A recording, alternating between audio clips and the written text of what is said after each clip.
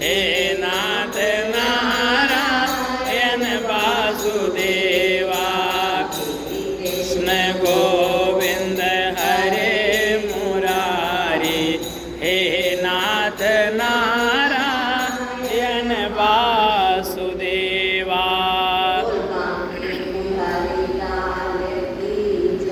जुगल जोड़ी सरकार के जय जय जय श्री राधे जय जय श्री राधे जय जय श्री राधे श्याम राधे राधे श्याम मिला दे। बोलो लक्ष्मी नारायण भगवान की, बोलो एकादशी महात्म की जय।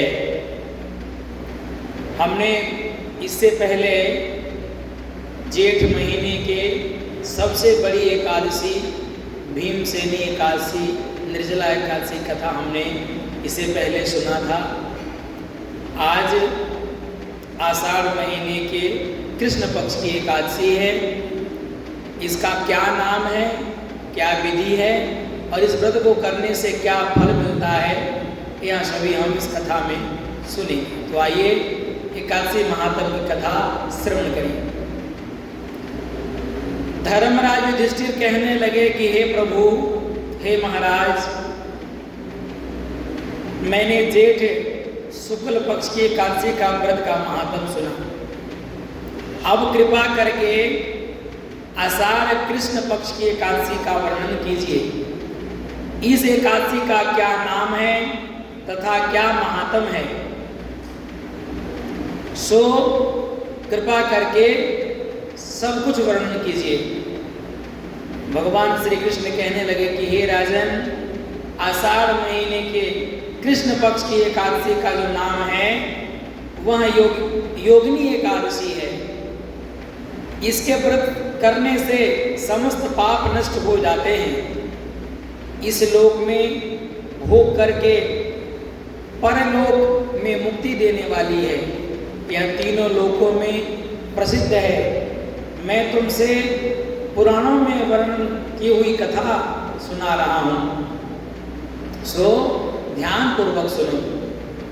स्वर्गधाम की अलकापुरी नामक नगरी में कुबेर नाम के एक राजा राज करते थे। वहाँ भगवान शिव के परम भक्त थे। प्रतिदिन शिव जी की पूजा किया करते थे। हेर नाम का एक माली जो कि राजा के निमित्त फूल लेकर के आया करता था भगवान के पूजन के लिए, उस हेम माली की विशालाक्षी नाम की एक स्त्री थी। एक दिन वहाँ मानसरोवर में पुष्प तो लेने आया, परंतु काम के वशीभूत होने के कारण वह अपनी स्त्री से हास्य विनोद तथा रमण करने लगा, हंसी मजाक करने लगा। इधर माली दोपहर तक पुष्प लेकर के राजा के पास सब नहीं पहुंचा। उधर राजा उसकी राह देख रहे थे। अंत में कुबेर ने सेवकों को आज्ञा दी कि तुम लोग जाकर के हेम माली के न आने का कारण पता लगाओ कि आखिर माली फूल लेकर क्यों नहीं आया। सेवकों ने कहा कि महाराज, वहाँ बहुत पापी है और बड़ा कामी है। वह अपनी स्त्री से हास्य विनोद तथा रमण कर रहा होगा। यह सुन करके कुबेर ने क्रोधित होकर के उसे बुलवाया। हेममाली राजा के भय से डर गया, थर-थर कांपता हुआ उपस्थित हुआ। राजा कुबेर क्रोध में आकर के जो है कहने लगे, अरे पापी, अरे नीच, तुझे पता नहीं कि मैं भगवान शिव का पूजन कर रहा था। प्रतिदिन भगवान शिव का पूजन करता हूँ, तू फूल लेकर क्यों नहीं आया? तूने मेरे परम पूजनीय ईश्वर के भी निरादर किया है, शिव जी महाराज का अपमान किया है। इसलिए मैं तुझको श्राप दे देता हूँ कि तू स्त्री का वियोग सहन करेगा और मृत्यु लोक में जा करके कोढ़ी बनेगा। इस कथा से हमें यह शिक्षा मिल रही है कि जो भगवान ने सेवा हमें, जो ड्यूटी हमें दी है, दुनिया के सारे काम जरूरी है, लेकिन जो नियम पूर्वक जो काम हमें मिला है उसे करना है, वो करने के बाद ही कोई काम करो, नहीं तो इससे अहित हो सकता है आपका। कुबेर जी के श्राप से हेममाली स्वर्ग से जो है उसका पतन हो गया और उसी क्षण पृथ्वी पर गिर गया। धरती पर आते ही उसके शरीर में सफेद कोढ़ निकल आया। उसकी स्त्री भी उसी समय अंतर्ध्यान हो गई। मृत्यु लोक में जाकर के उसने महान दुख भोगे। भयानक जंगल में जाकर के बिना अन्न और जल के भटकता रहा। रात्रि को निद्रा भी नहीं आती, परंतु शिव जी की पूजा के प्रभाव से उसको पिछले जन्म की स्मृति का ज्ञान अवश्य रहा। ये जितने भी संसार में कोई कोढ़ी, कोई लूला, कोई लंगड़ा, कोई अंधा, कोई काना, कोई बहरा, जितने भी ये घूम रहे हैं, ये उनके पूर्व जन्म के पाप के कारण ही उनको ये दंड मिल रहा है और ये इस मृत्यु लोक पर दुख को भोग रहे हैं।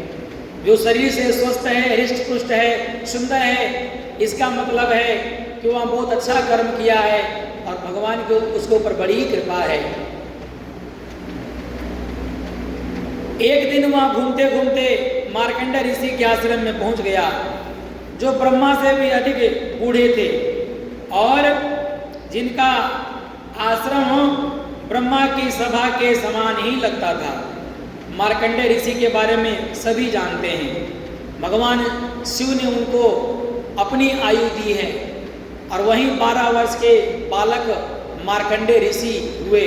जब अंत समय में जब यमराज आते हैं लेने के लिए, तो भगवान शिव वहाँ प्रकट हो जाते हैं और उनको आयु प्रदान करते हैं। इसीलिए वह मार्कंडेय ऋषि अमर हैं और भगवान शिव के एक दिन की आयु में न जाने कितने ब्रह्मा जो हैं आते हैं और जाते हैं। इसलिए इस ग्रंथ में लिखा है कि ब्रह्मा से भी बूढ़े मार्कंडेय ऋषि का आश्रम था वहां पर।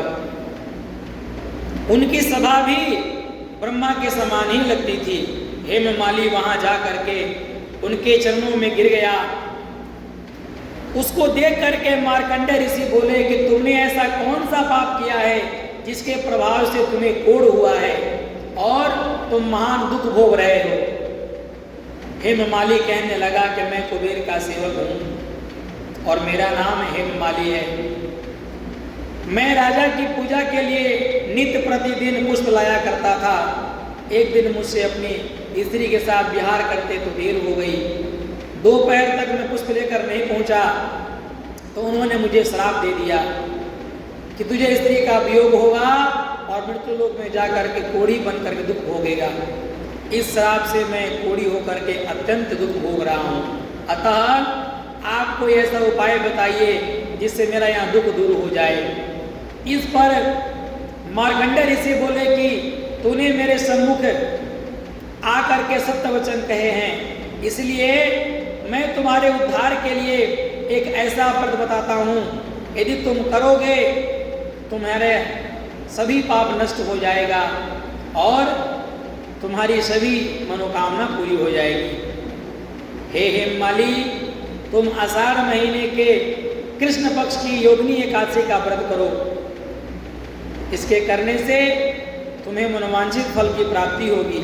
यह सुन करके हेममाली ने अत्यंत प्रसन्न होकर के मुनि को साष्टांग प्रणाम किया।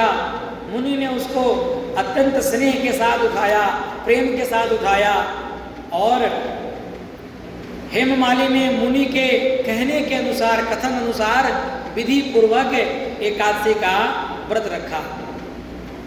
सुबह सूर्योदय से पहले उठ करके स्नान इत्यादि करके भगवान नारायण का पूजन किया, भगवान विष्णु का पूजन किया। धूप दीप नैवेद्य से, कदली फल से, तुलसी दल से भगवान विष्णु का पूजन किया और पूजन करके पूरा दिन उपवास रखने का, अन्न का त्याग करने का जो है संकल्प किया और पूरे दिन भगवान के ओम नमो भगवते भगवते वासुदेवाय द्वादश अक्षर मंत्रों का जप करते हुए समय व्यतीत किया।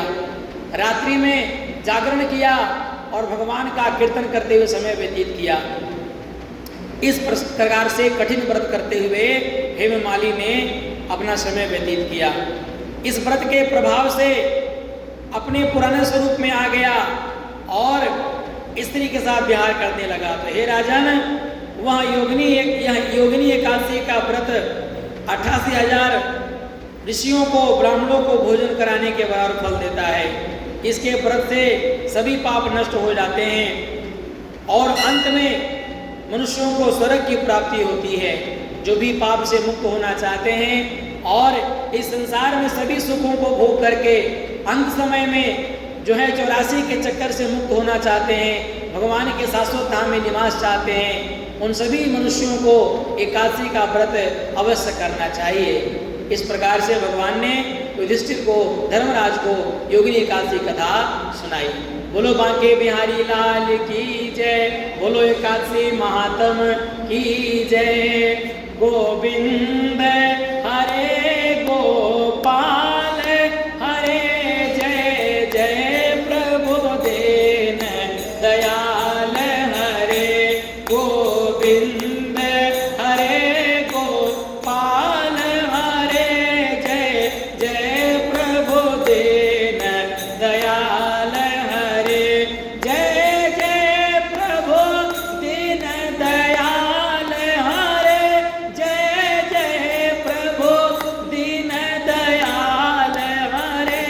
गोविंद हरे गोपाल हरे जय जय प्रभु दीन दयाल हरे। गोविंद हरे गोपाल हरे जय जय प्रभु दीन दयाल हरे। बोलो बांके बिहारी लाल की जय, जुगल जुड़े सरकार के जय। जय जय श्री राधे, जय जय श्री राधे, जय जय श्री राधे श्याम। राधे राधे श्याम मिला दे, राधे राधे श्याम मिला दे।